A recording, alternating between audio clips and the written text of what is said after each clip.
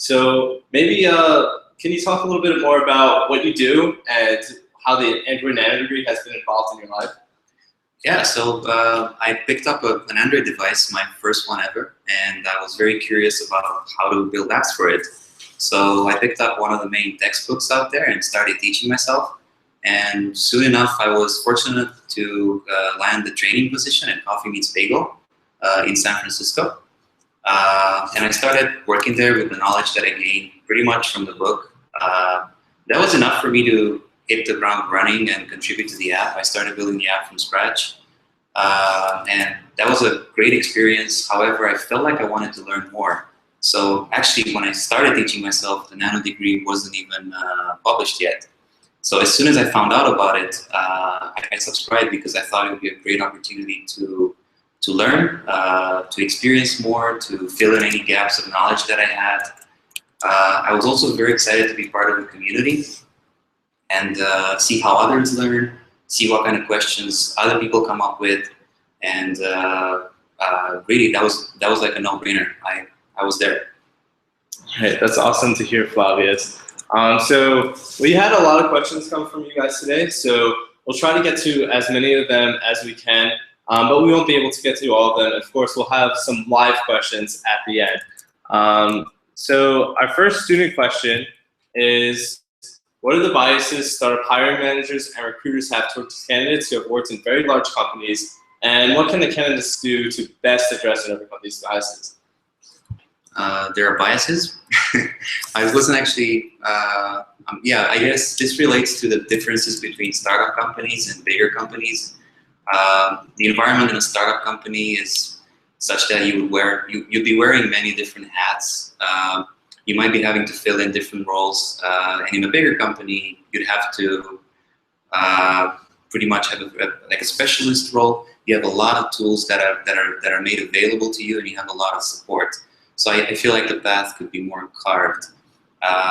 So recruiters and hiring managers could overcome their biases by really focusing on the candidate's ability to solve problems and how creative they are.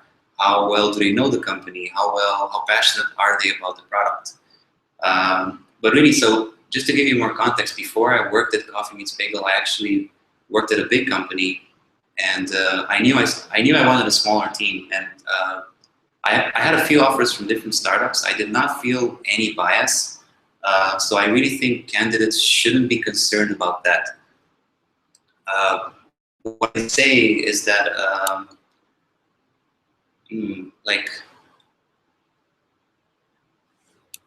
I feel like if candidates focus mostly on what they're truly passionate about, what they like doing, and they find the right startup for them, things will work out much better.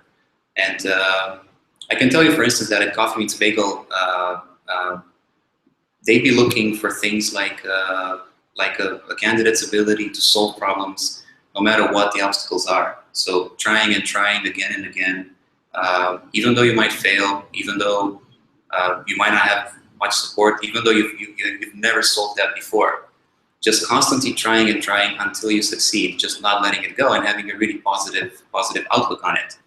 Another thing they'd be looking at would be your curiosity. How curious are you to keep learning, and how humble are you to continue your learning and be a dependable teammate? And finally, they want to see that you care about impactful work. They want to see that you're excited about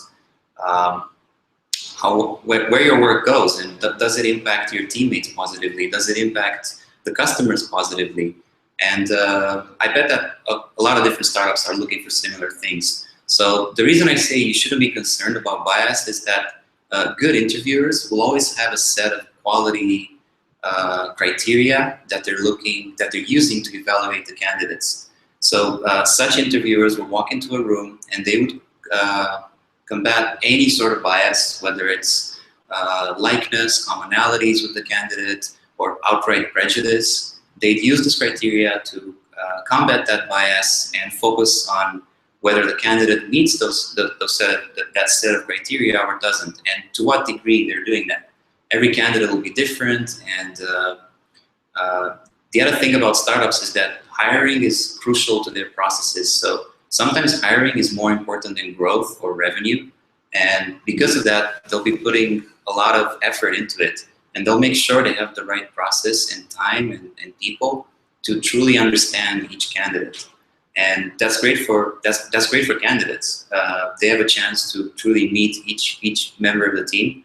I remember when I was interviewing at Coffee Meets Bagel, I met everyone, and that gave me a really good idea of how well I can work with them. And this way, at the end of the interview day, we'd work through some problems, and walking out of there, everybody would know if we're excited to come back together as a team. And that's what startups really care about in the end. Oh, that's really interesting. So it sounds like startups are interested in a lot of things and what a candidate could do, right? And one of the things you mentioned, learning, and one way we could candidates could sort of demonstrate their learning is with Udacity and degree, right? Following up on that, what would be the most important factor that startups would consider when considering a candidate? Yeah, I think it's pretty much what I said in terms of they'd be thinking, are we excited about having this candidate coming back and working with us as a team? Are we excited about coming back together, working on the different problems?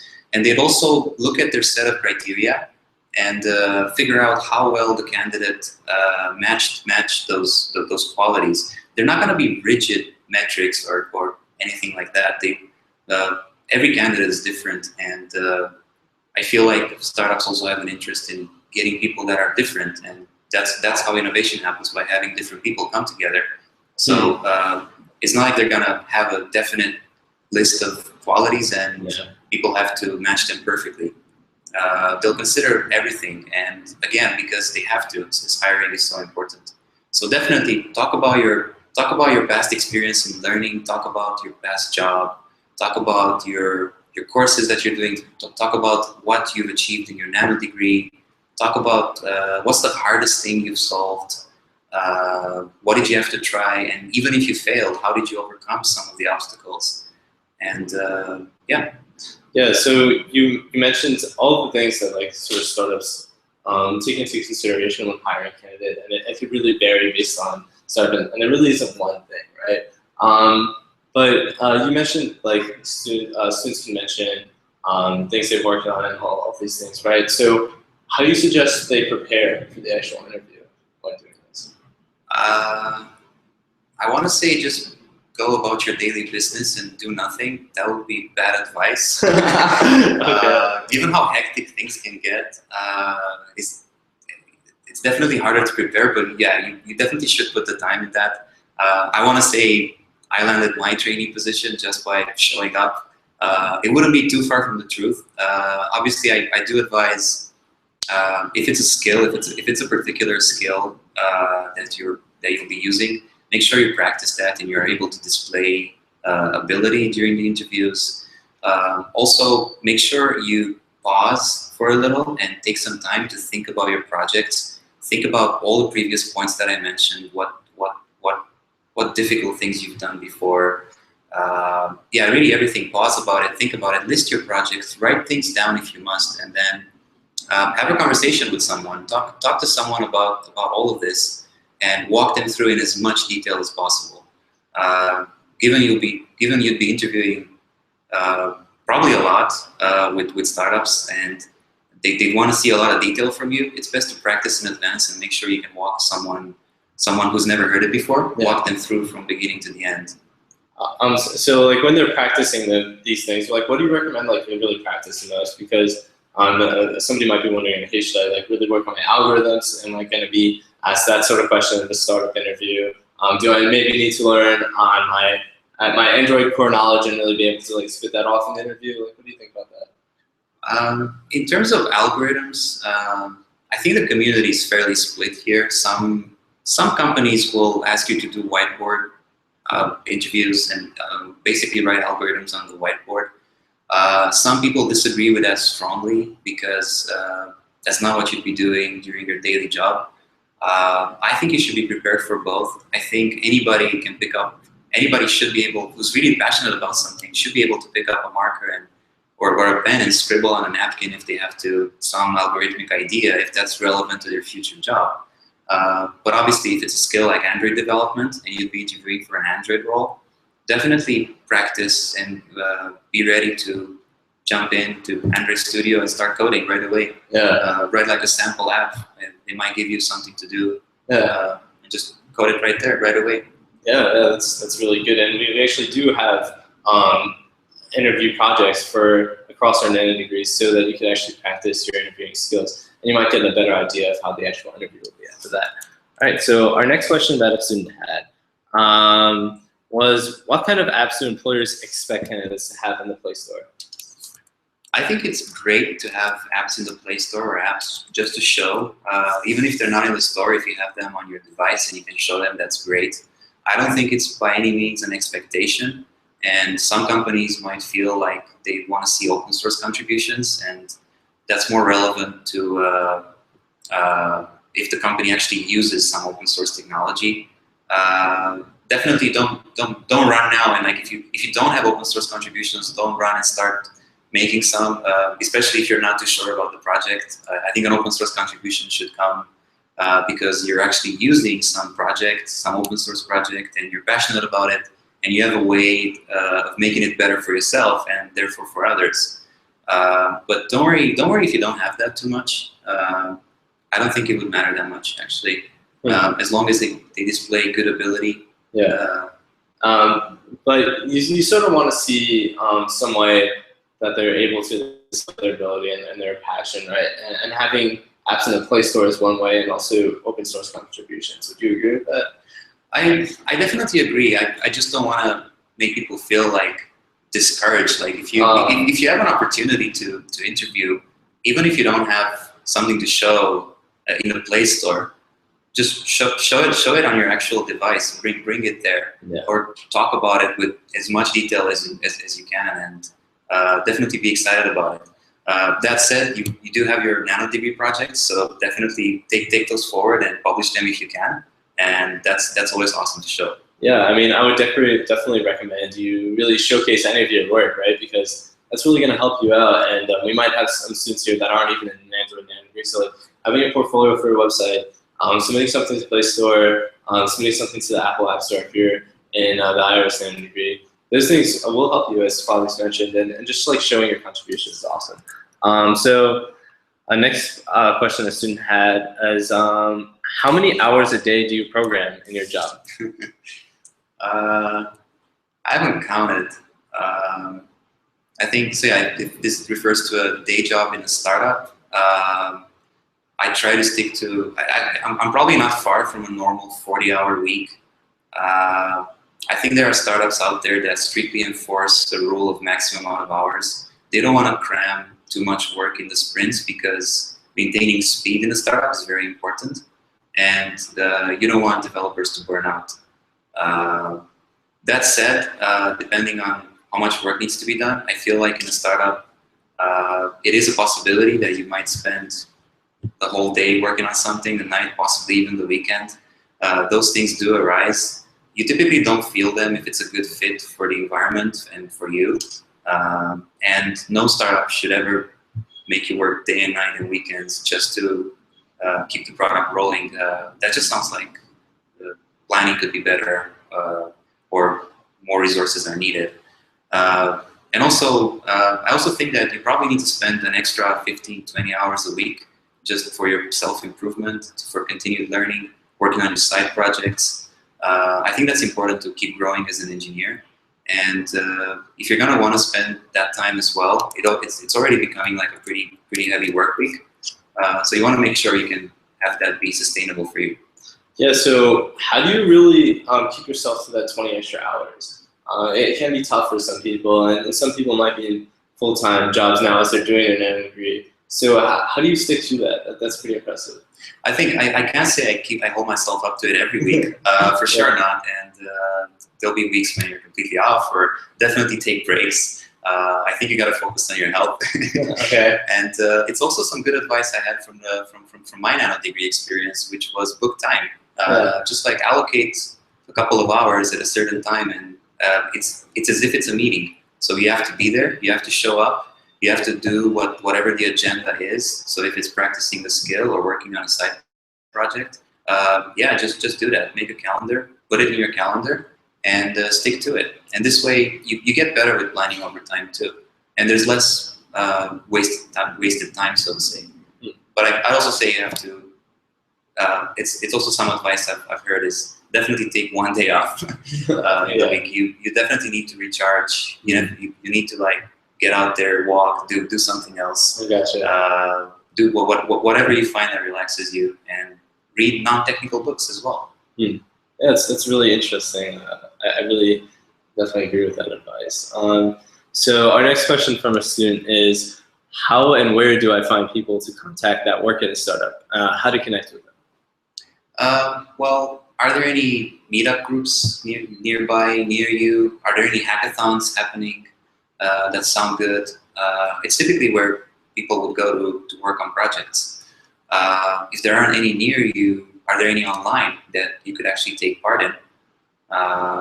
And otherwise, follow tech news. Reach out to companies if you have questions. Maybe some won't respond, but it never hurts, especially if you have something interesting to say. Yeah. Right. Cool. Yeah. So I was mentioning like do the meetups, right? Just to reiterate, like that can be so helpful. Just like going and meeting people and like trying to differentiate yourself. Like reaching out on LinkedIn before submitting your application. Do you think that helps?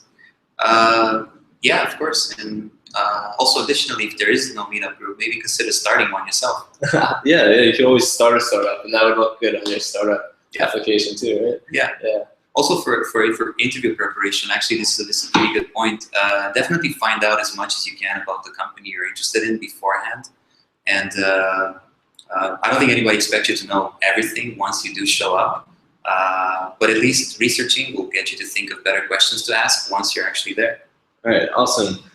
So our next question is, why work at a startup? Because you're seeking for a challenge, or because you are looking to be wearing many different hats, or you're trying out something that you've never done before. Because you want to learn, definitely, and I say because you want to have fun as well. Yeah. So it's a lot of fun. There's a lot of learning. It's a lot of fun, a lot of learning. Yeah. Sounds pretty good actually. Yeah. So is there anything like you have to sacrifice, you think, working for a startup? Not if it's the right startup for you. Yeah. I would have to agree with that. All right, awesome. So the next question we have is, how true is the belief that a job at a startup, especially early in the career, is more about learning, handling lots of responsibility, pressure, less about healthy paycheck, less about startup jobs versus other as an Android developer? So this is kind of like tailing off the last question we had, but maybe explain like how do you want to take this question? There's handling a lot of responsibilities and pressure. Do you feel like it's more about what you're learning and what you're doing than about the paycheck? And like, do you think there would be a situation when you'd want to take a job at a different company rather than start? Well, first, to see the context here, I guess other options would be Android development at bigger companies, right? So I think startups should create an environment for you in which you are able to learn, you are able to experience, you are given the power to innovate on the product, bring new features, and really see your work being impactful.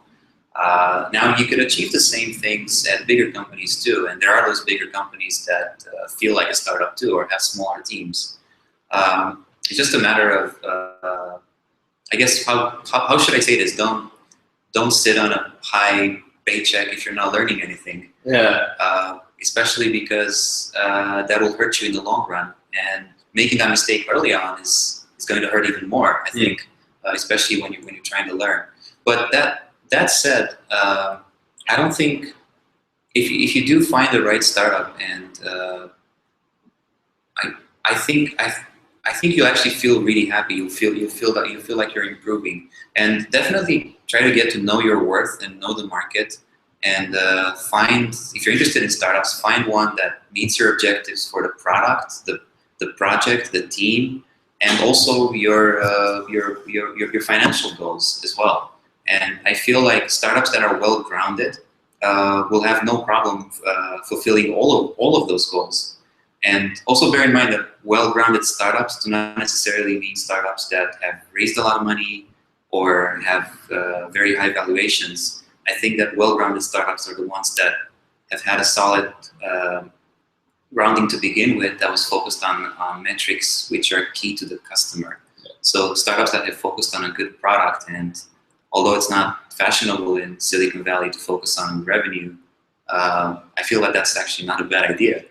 And many startups that are well-grounded and focused both on the customer and the revenue model. And they've successfully gathered together a really good team. And remember that hiring is important for them. Oh, that's very interesting. So now we're going to jump into the live Q&A. So Flavius, do you see any question particularly here that seems particularly interesting to you? So if you have any questions, go ahead and post them in the Q&A section for the webcast now. Just click select. Yeah. Is it too late to start programming when I'm 23 years old? No, not at all. It's absolutely never too late. We've seen, at least around me, I've seen developers starting much later than that and becoming really successful, or developers that have absolutely no technical inclination before, and they just start learning it. Yeah, I mean, I don't really think there's any time in our life where it's too late to start developing, really. I mean, there's nothing that's going to change as you get older where your mind's just going to shut off and can't understand programming anymore, right? So I think it's definitely not too late. I mean, I started at 18 and I'm 23 now. So, I mean, worked out for me. And it probably won't take you as long as it took me to get to the point where I am now. So, good luck. I guess that's another advantage of maybe starting later. You'll have more maturity. And you can better organize yourself. You can better organize your week. Nanodegrees are a thing now. Yeah. They might not have been earlier in your life. Yeah, exactly. I really wish the nanodegree was around when I started Android. The challenge there was kind of finding a way to learn, and there was nobody around me to have as a role model or anything. So just picking up a book was a little hard, but especially today that we have all these great resources. Sign up, and it should be great. It really helped me with my programming when I did the nanodegree. Okay. Oh, that's good. Is there a remote job market? There certainly is. I have worked remotely before,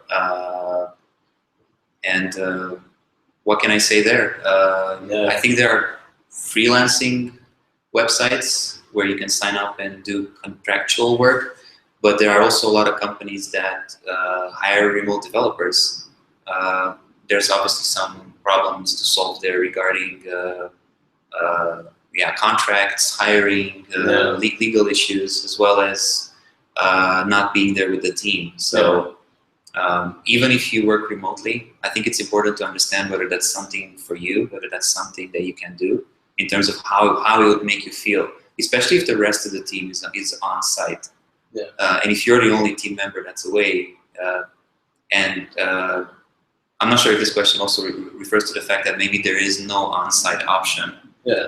So definitely figure out if that's something for you, and make sure you get out of the room and don't spend too much time, I'd say, just working remotely all the time alone. I think it's good to still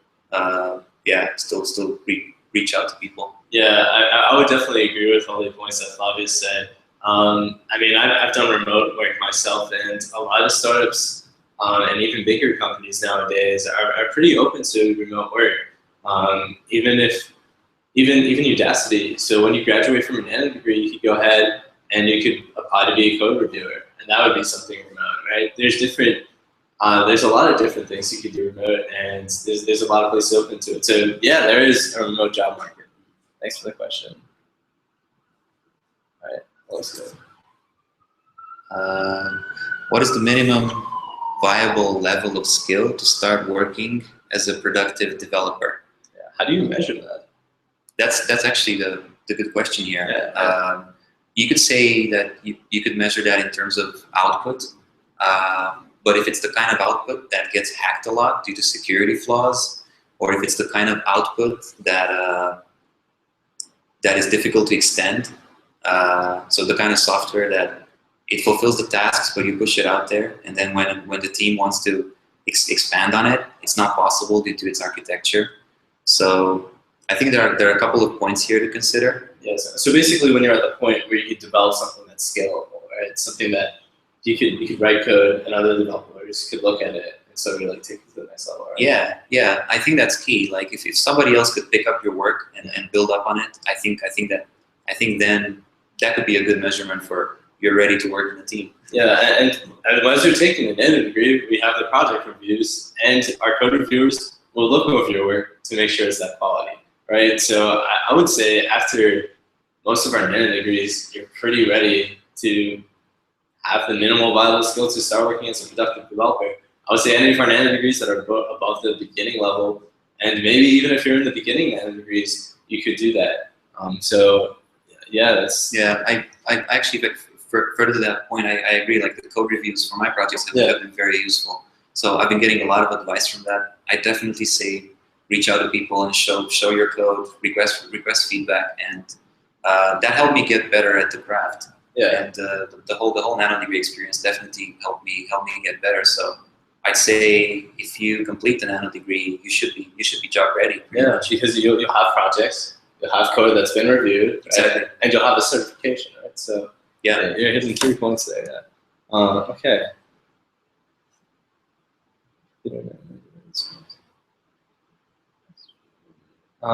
What else seems good to you? Well, I guess they're all good questions. There are a lot. Yeah, there are a lot. We're probably not going to get to all of them, but we have a half hour left of this webcast. So. What do you believe will best help us find a position after we complete our nanodegree? In other words, what else can we do to learn that will make us job ready? So I could go ahead and start on that one. Yeah. So after you complete the nanodegree, UDESI provides a lot of services to help you, right? So as you're going through the nanodegree, make sure you're doing your career projects, right? You got your resume review, your LinkedIn review. All of these things are going to help you find a job after you graduate. And when you graduate from the nanodegree, you'll be able to be looked up by recruiters in our nanodegree profiles, right? So you'll have a public profile from your nanodegree, and people will be able to find you, recruiters will be able to find you. But it's also about being proactive as well. Like, I mean, some stuff you said already, Flavius. It's like going to meetups and just like using all the resources that are advantage to you. You know, if you know somebody that's a developer, talk to them and maybe get more of an insight, meet their other developer friends, right? So it's a combination of networking, being able to showcase your skills, and just using the tools that are available to you inside the nanodegree and outside the nanodegree. Is there anything you'd like to add? No, you pretty much said that. I think yeah. All right, cool.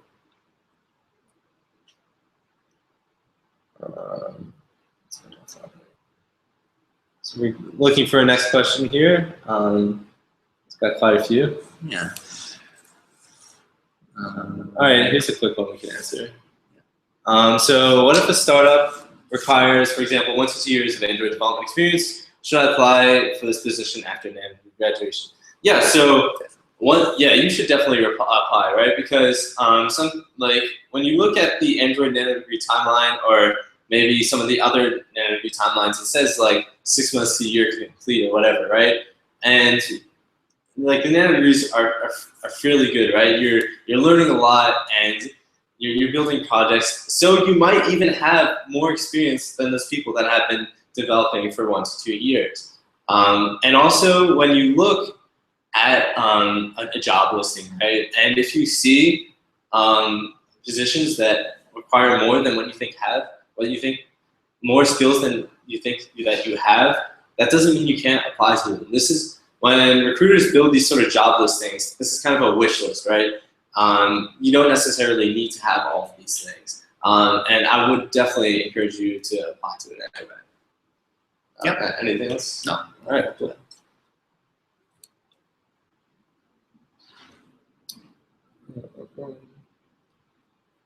I'm taking the front end.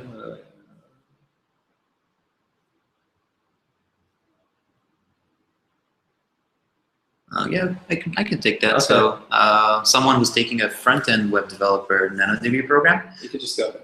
question. I'm taking the front-end web developer nanodegree program, but I am applying for a front-end job at startups. I don't have, why is there a but?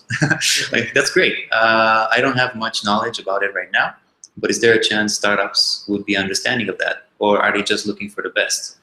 Like I said, I think a good startup environment will have a clear set of criteria that they're looking for in candidates.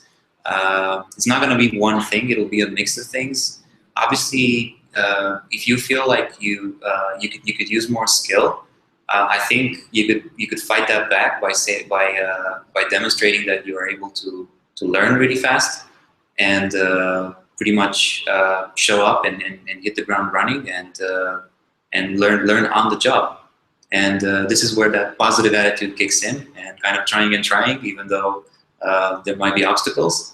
And if you've had those kinds of experiences before in other fields or in anything else, I don't think that should stop you from applying. Yeah, and there's different levels of expertise startups are looking for, right? A startup might not be looking for a lead developer who has that more experience. They might be looking for a junior developer who's ready to learn and maybe doesn't have as much experience, right? So, correct. I mean, you might find a really good role, and that will actually be a great opportunity to learn. If you find someone, if you find a startup with a senior developer in it, and they would take you on as a junior, and then you'd have a mentor, then that's perfect. Yeah, and like saying like looking for the best, like it's really hard to say if anybody's really the best at anything. So you just gotta try your best and do your best, and that's sort of real good, right? All right, so next question.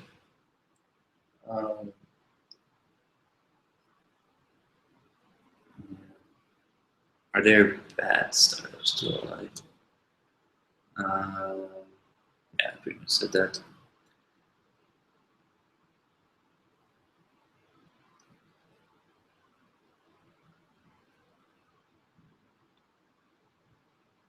Want to go for that one? Oh yeah, sure. So with 1 million apps on the Google Play Store, I think it's far more than that, right? No, oh yeah, there's more. I think there might be more than. I think it's yeah. Okay, so it's definitely growing. Is the Android app market for the path saturated? Is there really a great need for devs in the enterprise? So that's like a second question. But to the first question, I don't think there's saturation per se for things that are needed for quality products that people use. I think that's a job that the Play team needs to solve. That's a problem that the Play team needs to solve in terms of figuring out how to promote those good apps. But that doesn't change your approach and your desire to build something great. So, I mean, even though there may be millions of apps out there, I mean, I guarantee you that like nobody's going to build the same app that you're going to build, right? It's not going to be exactly the same. There's always room for more different variations, and what startups are doing is just solving very specific problems, right? Mm-hmm. And because they're solving so many problems, and there's billions of people in the world that have problems, there's room for millions of apps and probably millions more. Right? Yeah. And I guess the second part is there a great need for devs in the enterprise? I'm actually not sure about that one. If it refers to just like enterprise software or larger companies, and definitely there's a need for developers across many different segments, and many of them we don't even know about yet. There are jobs that we didn't think we'd hear about that will pop up in the next 3 years. Yeah. Especially things like VR, AR, and AI, and mobile. Android will stay there, and it'll be very exciting to see where the industry goes. Yeah. Okay. Next question. If you haven't gotten your question answered yet, make sure to submit it here and upload the questions that you do like. Let's see. Let's scroll down here. Disney World. Okay. I can do that one. This one? Are there bad startups to apply to, and are there any red flags to watch out for? So maybe it's something I touched upon before. Make sure they're well-grounded. Just having a high valuation or having raised a lot of money doesn't necessarily mean they're a healthy startup. I'm sure it's more difficult to find out before being hired what the environment is like there and what the motivations are. But you can kind of tell just from the interviews, just walking in, and it's you interviewing them as well. So you should understand what drove the founders to create the project, and who are the other employees. Meet everyone on the team. I mean, they're not that big, so if you can definitely meet everyone and talk and speak to them and understand what attracted them to that company. So these are just some ways to get a better picture. And I should also say that I think a good startup environment has complete transparency. An idea could come from anywhere, an opinion could come from anywhere, and it matters. It should be an environment in which that's more truth-centric. It doesn't matter whose idea it was. It just matters that the truth stands, and the most relevant action will be taken to improve the product. And most of the times you see healthy startups spending 80% of their time on the top 20% most critical items. And then you should have full transparency into what the founder's direction is, what their vision is, and also product roadmap. You should be filled in on all of those. Yeah, and it's really just about research. This is like, I would just recommend Googling a startup, right? And if this is seriously a bad startup to watch out for, and there's red flags, you might see the first thing that comes up on your Google, 1 star on Glassdoor, or like, yeah, Glassdoor is a great place to look, you know? See how many stars the company has gotten for working there. If there's nothing available, maybe look them up on Crunchbase. Crunchbase is a webcast site where you can see information about a startup, who it got funding from, how much funding it has, right? And if you're interviewing a startup that has 2 people and no funding, they might not be able to pay you, right? So just like sort of being cognizant of things like that. Be cognizant of who the startup founders are. Like if it's if the founder was a VC before, that might be, even if it's early, that might be a good sign that that's going to be a good startup, right? So just paying attention to the founders, funding, and just like doing your research. Yeah, definitely. If you understand the background of the founders, that'll be a great way. That'll be a great indicator if there are people that have maybe even founded other startups before, and now that they've simply moved into a different direction. And also, I meant to say regarding not getting paid or anything like that. So I feel like the transparency of the environment should give you a clear picture of what the runway of the startup is and how much time they have if locking onto their costs, how many months it would be before they actually ran out of money. But of course, that assumes they're not going to have a further fundraising round, or that there'll be absolutely no changes. And that runway should make you feel comfortable and should allow you to should fit well with your goals in your career at the time that you're thinking of joining them. That should be no secret, and I think it's sad to see sometimes people getting laid off completely unexpected. Or yes, but if you do your research, normally you don't have to worry about that. So we have a question here. Best way to find startups, and did LinkedIn anything else you suggest? We sort of touched over this question a little bit before, a similar question about like how to find startups. But there's another site called AngelList. I definitely recommend checking it out. The URL is angel.co, and that site's super awesome. Basically, you could go up there, you could create a profile, and after you create your profile, you could go ahead and you could say, hey, I'm interested in the startup, interested, without even really applying. And then if the startup's interested in you, you could go ahead and sort of have a conversation, right? That's one thing I recommend checking out. I mean, there's just like a whole bunch of resources out there. I mean, like try to develop your online presence. A startup might reach out to you, to create maybe a professional Twitter so that you can tweet about like this cool startup or tweet about all the stuff you're learning, and then somebody might say like, hey, this person's really engaged. Like start a blog, start teaching some Android on your own, like write a blog post about whatever framework, library, or whatever you're working on, and just like do all, like there's so many things you can do. So yeah, that's one way. That's what I would recommend. Is there anything else? Definitely, all of what you said, and I would also say that a lot of the startup hiring is mostly done through referrals or just through meeting people, and Yeah, so you really want to be hard on those meetups, huh? Not just an online presence definitely would help as well, but it's also a matter of having something in common with that startup's product or direction or the technology they're using. So if a startup is using Android and you write a lot of Android libraries, that might be a great indicator that they might want to have you around.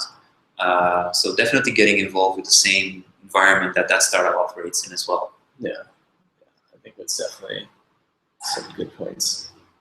Let's see. Next question.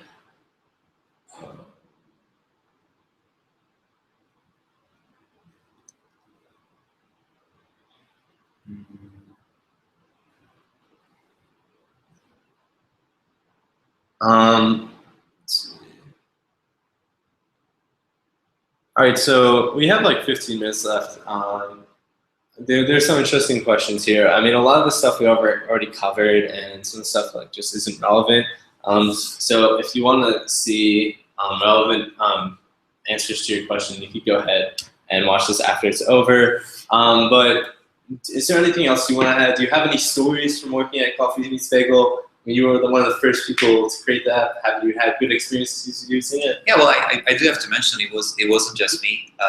There was a team of 3 that built the Android app. Yeah. And yeah, it's been a tremendous experience just being able to work there and grab a third of the app and build it from scratch and then launch it in about 3 months. Yeah. And see it on the Play Store and see people use it, hear the success stories, hear the feedback. Yeah. I think as a working on consumer products, definitely it's very different from working on SDKs or working in bigger companies or backend. First of all, I learned that you can't really please everyone. It is impossible. Yeah. There will always be someone that didn't like something that you did, and that should never ever put you down in any way. Quite the contrary, you should take all of that feedback and kind of prioritize it and see focus on fixing the things and building the things that a lot of people care about first, and that's essential for a startup, I think. And also, I think it feels really good to see the product be successful and actually have people writing back in and saying thanks so much for everything, and that just feels really good, and it just makes you want to work harder. Yeah, that's really cool. So, do you think the Android Nanodegree was really able to fill in some of your gaps in knowledge? Were you able to do some projects on the Android Nanodegree, take some of the courses, and then go back and be like, oh yeah, I remember that from Nanodegree. This is what I need to implement in this app. Yeah, actually, some when I had technically already gone through the app building process by the time the Nanodegree launched. Oh yeah. And I was really disappointed. I really wished I could have finished that before. Yeah. Because I do love learning in a more structured way and filling in all those gaps in order. And sometimes at your job or in your craft, things won't always come nicely packaged and ordered.